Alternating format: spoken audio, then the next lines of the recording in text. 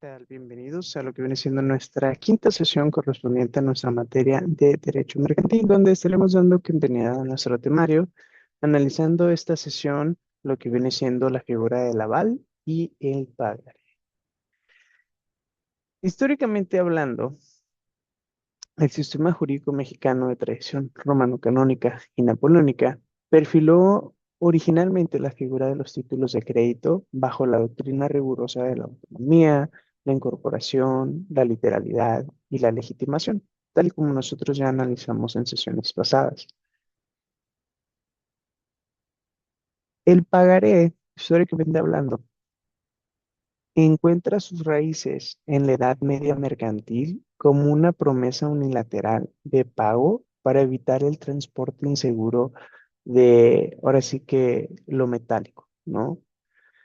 En México, la ordenanza mercantil de Bilbao dio paso al Código de Comercio de 1889, pero no fue sino hasta la promulgación de la Ley General de Títulos y Operaciones de Crédito de 1932 que el pagaré adquirió una estructura, pues ahora sí que dogmática formal, ¿no? Distanciándose de la letra de cambio por su naturaleza de promesa directa y no de orden de pago. Por su parte, el aval surgió como una garantía típicamente cambiaria, construida para vigorizar la circulación de los títulos. A diferencia de la fianza civil, que es regida por el Código Civil Federal, pues el aval nace con la nota dogmática de la independencia sustancial. El avalista no garantiza la conducta del deudor, sino la eficacia y satisfacción de la obligación contenida, pues, literalmente en el título. En las últimas décadas, el rigorismo cambiario absoluto del siglo XX pues, ha sufrido un proceso eh, de humanización constitucional, ¿no? Todo esto a raíz de la reforma de derechos humanos de junio del 2011 en nuestro país, donde tanto el aval como el pagaré dejaron de leerse como instrumentos exclusivamente mercantiles insensibles al contexto social, donde la Suprema Corte de Justicia de la Nación pues estableció jurisprudencia para permitir la revisión judicial de intereses usurarios y la ponderación de derechos humanos, como el patrimonio mínimo familiar, la protección a la vivienda y la equidad de género, transformando pues sustancialmente la práctica de la litigación oral en esta materia. ¿Ok? El pagaré, perdón, el aval como tal, se encuentra regulado en los artículos del 109 al 116 de la Ley General de Títulos y Operaciones de Crédito, dentro de la sección dedicada a la letra de cambio, pero sus principios se aplican a otros títulos como el pagaré, que es el que estaremos viendo próximamente, ¿no? El aval en sí es una declaración unilateral y abstracta de más bien, una unilateral abstracta que se contiene en el título de crédito, mediante cual la persona que se le conoce como avalista, perdón, garantiza en todo o en parte el título, el pago, perdón, del título por alguno de los obligados cambiarios. Es ahora sí que una característica y garantía de carácter cambiario, lo que significa que pues, su naturaleza y sus efectos están determinados por la propia ley de títulos de crédito y no por las reglas de fianza civil, aunque tengan cierto parecido. ¿Ok? Dentro de esta figura del aval encontramos a los sujetos que intervienen, que son el avalado y el avalista. El avalado es la persona cuya obligación se garantiza con el aval. Puede ser el aceptante, el suscriptor, el endosante o cualquier otro obligado cambiario. Y el avalista, pues, es la persona que presta el aval, es decir, quien se compromete a pagar. Puede ser cualquier persona, incluso alguien que ya sea signatario del título o un tercero ajeno a él. ¿Ok? En cuestión a el pagaré, el pagaré es un título de crédito abstracto y formal. ¿Ok? Que contiene una promesa incondicional de pagar una suma pues, determinada de dinero.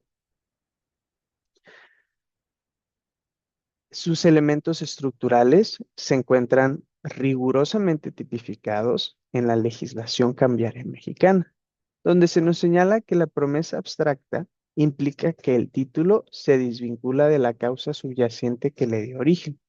Todo eso desde el momento en el que entra en circulación procesal o mercantil, otorgándole al tenedor legítimo una acción ejecutiva pues, privilegiada y directa. La eficacia procesal del pagaré radica en su condición de documento que trae pareja de ejecución. Sin embargo, en el ámbito familiar y civil patrimonial, los elementos como el vencimiento, el lugar de pago y la tasa de interés pactadas son sometidos a un escrutinio de validez, donde el consentimiento no debe estar viciado por relaciones de subordinación o violencia económica. ¿Ok? Esta figura como tal, este título de crédito se encuentra regulado en el artículo 170 al 174 de la Ley General de Títulos y Operaciones de Crédito, donde pues claramente podemos nosotros encontrar cómo es que pues, esta figura pues es un título de crédito que contiene la promesa incondicional del suscriptor, que se le denomina como deudor, de pagar una suma determinada de dinero al beneficiario, que es denominado también como acreedor, en una fecha y lugar específicos. Es ahora sí que una herramienta directa y sencilla para formalizar una obligación de pago, ¿no? Existen los sujetos dentro de esta figura que vienen siendo el suscriptor y el beneficiario, que como mencionábamos ahorita, pues el suscriptor es la persona que crea el pagaré, es quien promete incondicionalmente pagar una suma de dinero y el beneficiario pues es la persona a quien se le debe hacer el pago, ¿no? Dentro de los requisitos que podemos nosotros encontrar dentro de la ley para el pagaré como tal, pues podemos darnos cuenta que son bastante escasos, ¿no? Si se fijan, son seis, donde podemos encontrar que nos menciona que debe mencionar literalmente que es un pagaré. eh, Dentro del documento debe mencionar la promesa incondicional de pagar una suma determinada de dinero, el nombre de la persona a quien se ha de hacer el pago, la época y el lugar de pago, la fecha y el lugar en que se suscribe el documento y la firma del suscriptor o la persona que firme a ruego en su nombre, ¿no? Este Joaquín Rodríguez Rodríguez, ahora sí que eminente mercantilista, postula que el pagaré constituye una estructura, ahora sí que constitutiva de derecho donde la litis pues, procesal se condensa en la fuerza probatoria plena del documento mismo. Rodríguez Rodríguez señala que la promesa incondicional de pago es la médula del título y que cualquier condición suspensiva o resolutoria, perdón, eh, pues destruye la naturaleza mercantil del pagaré, ¿no? Convirtiéndolo pues en un simple contrato civil. Este mismo doctrinista explica detalladamente que la abstracción no es una ficción jurídica, sino es un mecanismo proteccionista del comercio que aísla al título de las excepciones personales pues, nacidas de la causa originaria, ¿no? Asegurando la certeza de los intercambios económicos. El aval, regresando un poquito a esta figura anterior, pues es una declaración unilateral, como mencionamos, de voluntad, en virtud de la cual una persona garantiza en todo o en parte, ¿no? El pago, pues claro, de un título de crédito como pues lo que es el pagaré. A diferencia de la fianza regulada en el derecho civil, el aval es una institución cambiaria caracterizada por la autonomía y la solidaridad estricta donde pues obviamente el avalista queda obligado de manera autónoma si la obligación del avalado resulta nula por cualquier causa que no sea un vicio de forma del título, pues la obligación del avalista subsiste plenamente.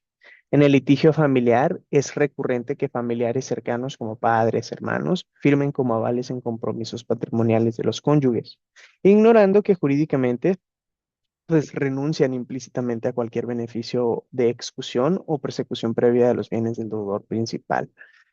Existe un doctrinista que también les recomiendo que se llama Raúl Cervantes Ahumada, que él afirma categóricamente que confundir el aval con la fianza es un error dogmático, pues imperdonable en la praxis jurídica.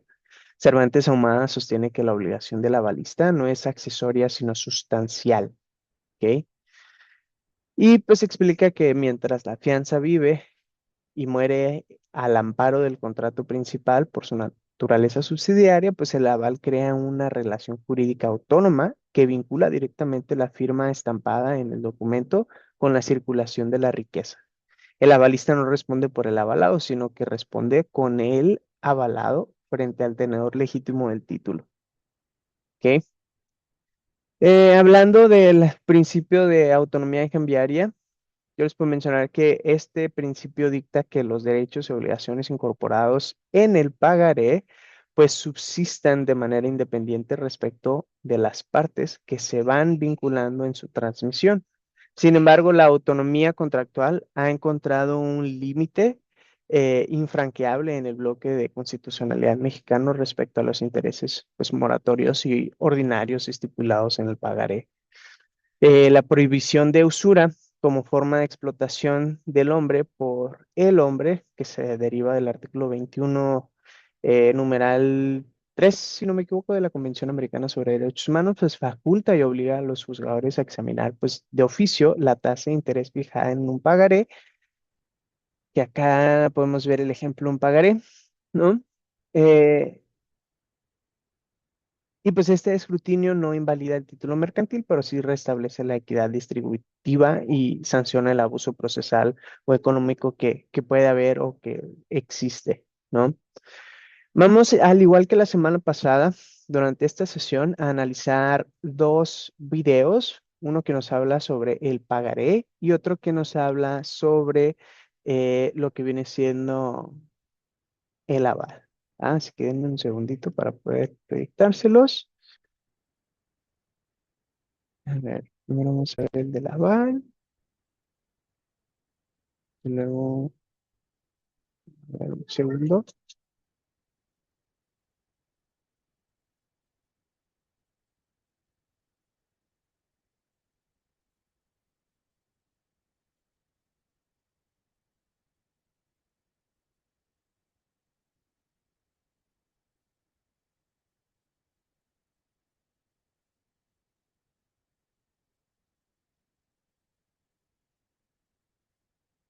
Un video de Jurídicamente. En esta ocasión vamos a hablar de un tema importante que seguramente has escuchado relacionado a las deudas. En esta ocasión te hablaré de los avales. En este video te explicaré qué es un aval, cómo se usa en títulos de crédito y las obligaciones que implica asumir este rol, y los derechos que este rol implica para ejecutar por culpa de su avalado. Así que, comenzamos. Empecemos por definir qué es un aval. Según la Ley General de Títulos y Operaciones de Crédito, es la garantía personal mediante la cual una persona conocida como avalista asegura el cumplimiento de una obligación contenida en un título de crédito como un pagaré o una letra de cambio. Una diferencia importante entre el aval y el fiador es que el aval está estrictamente relacionado con títulos de crédito, mientras que el fiador puede garantizar otras obligaciones contractuales como en contratos de arrendamiento. El aval suele cumplir una garantía más limitada vinculada a las reglas de los títulos de crédito. El aval es ampliamente utilizado en estos títulos y su función principal es garantizarle al acreedor la obligación será cumplida incluso si el deudor principal no lo hace. Cuando se acepta ser aval, asumes la obligación de pagarle al acreedor si el deudor principal incumple con los términos pactados en el título de crédito. El avalista se convierte en responsable, es decir, puede ser demandado directamente sin necesidad de que primero se ejecute al deudor. Es decir, puede responder de manera conjunta o separada. Es importante mencionar que el aval que se ve obligado a pagar por el incumplimiento del avalado no está desprotegido, ya que puede ejercer acciones legales para recuperar el monto pagado. Esto se llama acción cambiaria en vía de regreso, de la cual ya te he hablado en un video previo. Déjame en los comentarios si te gustaría ver un ejemplo, caso hipotético, de cómo se vería una demanda de acción cambiaria en vía de regreso. Y bueno, por este video sería todo. Si te gustó y fue de utilidad, no olvides dejarme tu like, comparte contenido para que más gente lo conozca y lo más importante, si aún no estás suscrito, suscríbete al canal activando la campana para que te...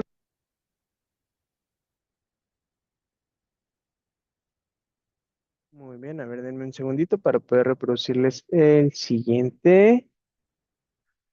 Y va que va. Estos videos nos van a ayudar más adelantito a reafirmar pues, el conocimiento que estamos adquiriendo durante la sesión y de igual forma nos va a ayudar para la realización de la actividad que les dejé para esta semana. ¿Va? Va que va. Bienvenido a un nuevo video de Jurídicamente.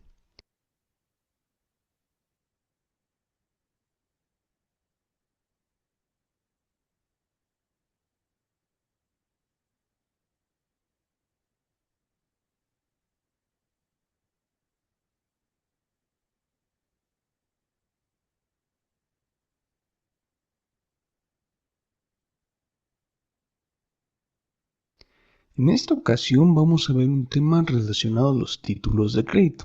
De forma específica, vamos a ver el título de crédito más usado, sus requisitos, características y dudas frecuentes. En este video te voy a hablar sobre el pagaré. Así que, comenzamos. Empecemos por saber qué es el pagaré. Pues bien, es un título de crédito que contiene una promesa incondicional de pago de un deudor hacia un acreedor, para realizar dicho pago en un plazo y lugar determinado. Ahora bien, el pagaré como instrumento para garantizar una deuda debe contener ciertos requisitos que la Ley de Títulos y Operaciones de Crédito determina como esenciales, los cuales son la mención de ser pagaré, que implica que el documento debe ser claro en especificar que se trata de un pagaré. La promesa incondicional de pago. Este requisito es esencial en el documento y la fórmula con la que comúnmente es puesto es con la frase sacramental: debo y pagaré a la orden incondicional de X. Nombre del beneficiario, es decir, a quien se hace la promesa de pago. Fecha de vencimiento y lugar de pago. Este requisito, cuando es omitido, se entiende que la deuda debe pagarse a la vista, es decir, en cuanto el acreedor solicite el pago prometido. Por cuanto al lugar de pago, es relevante, ya que determina la jurisdicción por territorio en donde debe presentarse el pagaré para su cobro judicial. En caso de omitirse este requisito, se entiende que el lugar de pago es el domicilio del deudor. Lugar y fecha de suscripción.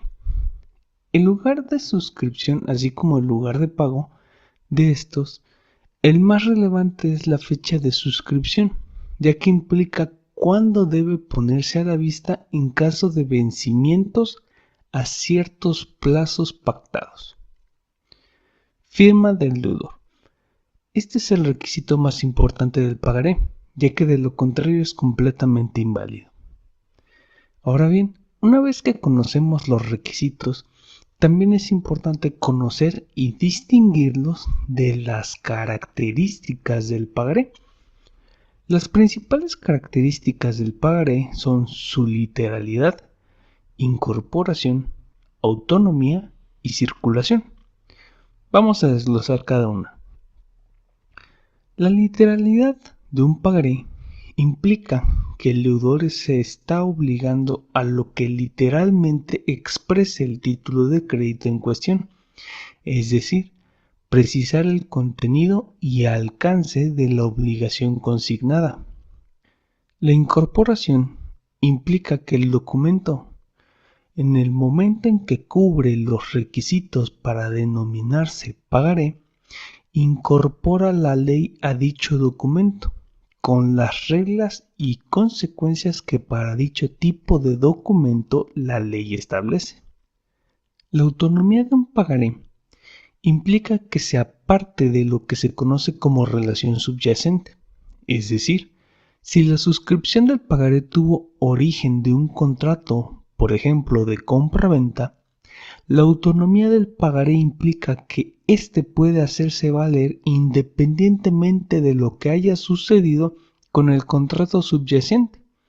Ahora bien, acotación importante a tomar en cuenta es que la autonomía de la relación subyacente no implica que no pueda hacerse valer excepciones de carácter personal, mandando llamar esta relación subyacente. Sin embargo, eso lo podemos ver a fondo en otro video.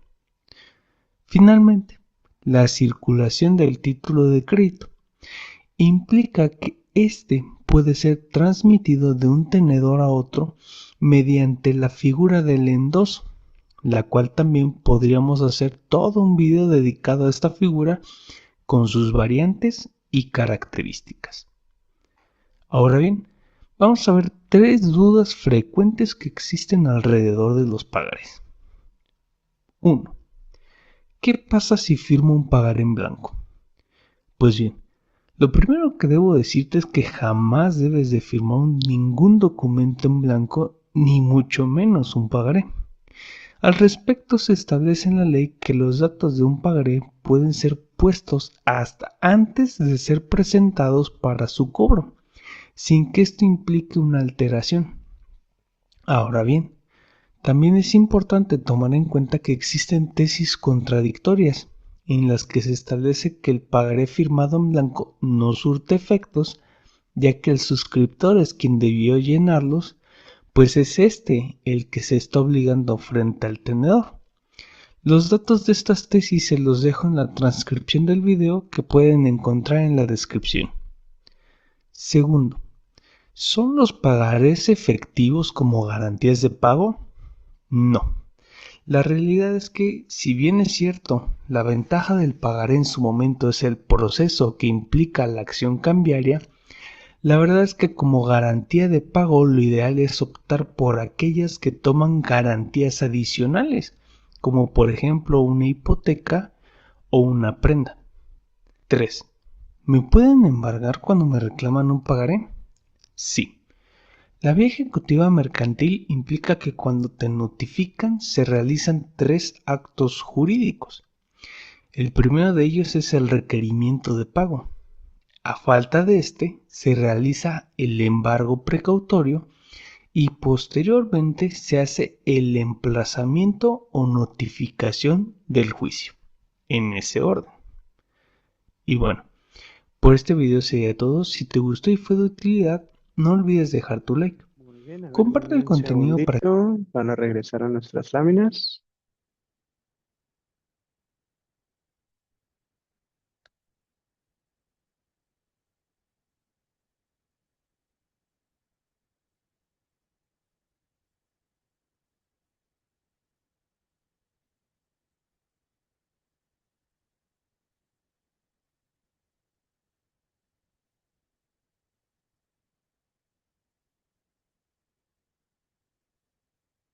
Muy bien. Y pues bueno, como pudimos identificar dentro del video, pudimos ver inclusive cómo es el llenado y los requisitos legales que se nos pedían acá anteriormente, pues ya de forma física, ¿no?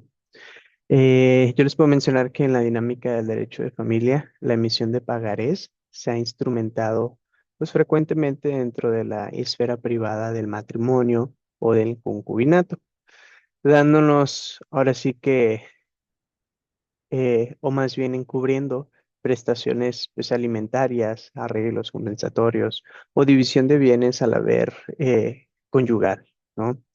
Cuando surge la ruptura familiar, estos pagarés son ahora sí que llevados a tribunales ejecutivos mercantiles, donde en estos casos se presenta una colisión procesal donde está el rigor cambiario que impone que el pagaré no admite la discusión del negocio causal en la vía ejecutiva mercantil formal y pues no obstante el juzgador con perspectiva de género e infancia pues debe analizar si el pagaré fue suscrito en un contexto de violencia económica o de violencia patrimonial, permitiendo la excepción de falta de causa o vicio del consentimiento para pues ahora sí que evitar el fraude a la ley y la vulneración de los derechos del núcleo familiar.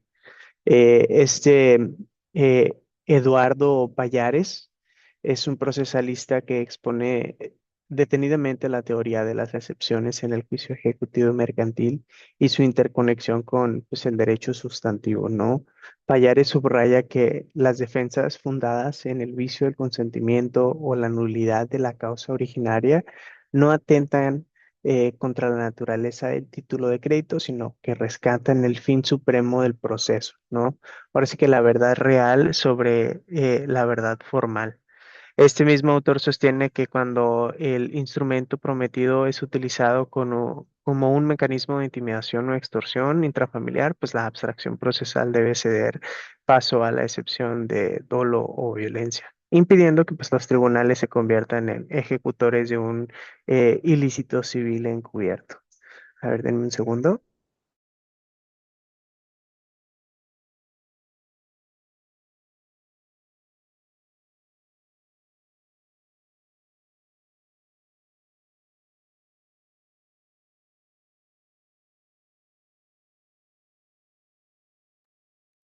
Hablando de el impacto de las obligaciones asumidas por el avalista, pues suele repercutir directamente en la estabilidad económica pues, de su propio núcleo familiar, ¿no? Al no contar con el beneficio de excusión, la traba de embargo y el remate de los bienes del avalista pueden vulnerar derechos fundamentales consagrados en la Constitución, como lo que es el derecho a la vivienda digna y protección a la infancia o adultos mayores, ¿no? La dogmática contemporánea, pues, exige reflexionar si el rigorismo cambiario puede despojar a un grupo familiar de su propio patrimonio mínimo de subsistencia sin la ponderación de proporcionalidad y razonabilidad por parte del juez ejecutor, ¿no? Existe otro doctrinista muy bueno que de igual forma les recomiendo, que es constitucionalista, se denomina Felipe de Jesús Tena, donde él teoriza sobre la supremacía de los derechos fundamentales frente a las normas procesales pues, sustantivas y de comercio, ¿no? Tena Ramírez sostiene que ninguna institución de derecho privado, incluyendo las garantías cambiarias, como el aval, puede interpretarse de forma aislada a los mandatos imperativos de la Constitución. Parece que este autor enfatiza que los derechos de garantía mercantil encuentran su frontera infranqueable en la dignidad humana y las condiciones mínimas de subsistencia del individuo y su familia, requiriendo que la ejecución de embargos atienda siempre a los límites de la inembargabilidad del mínimo vital, ¿no? Y pues bueno, con esto terminamos nuestra sesión de esta semana. Déjenme, tomo unos segunditos para poder abrir su tarea y explicárselas. A ver, denme un segundo.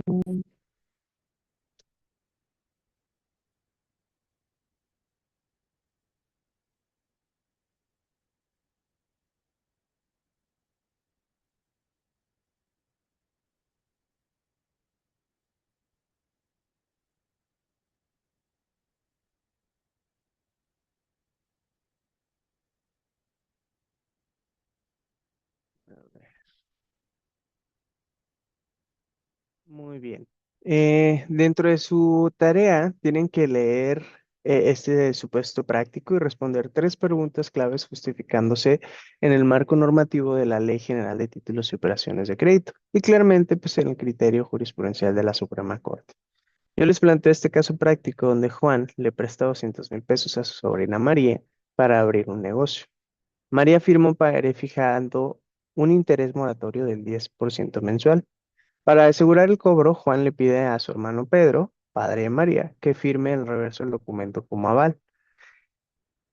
Tras 6 meses de incumplimiento, Juan demanda en la vía ejecutiva mercantil tanto a María como a Pedro, exigiendo la suerte principal de 200,000 pesos más el 60% acumulado de intereses moratorios, donde Pedro argumenta ante el juez que primero deben de embargar los bienes de su hija María antes que los suyos.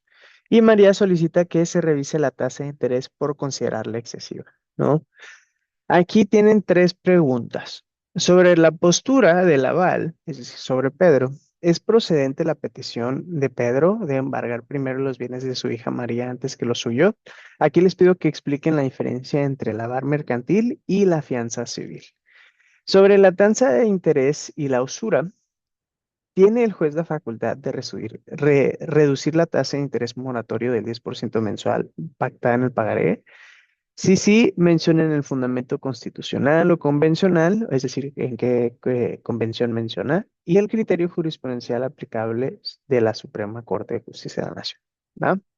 Y por último, les pido que me redacten un párrafo de máximo 6 líneas argumentando la excepción de reducción de intereses por usura, que la defensa de María debería pues asentar en contra de asentar en la contestación de la demanda, ¿no?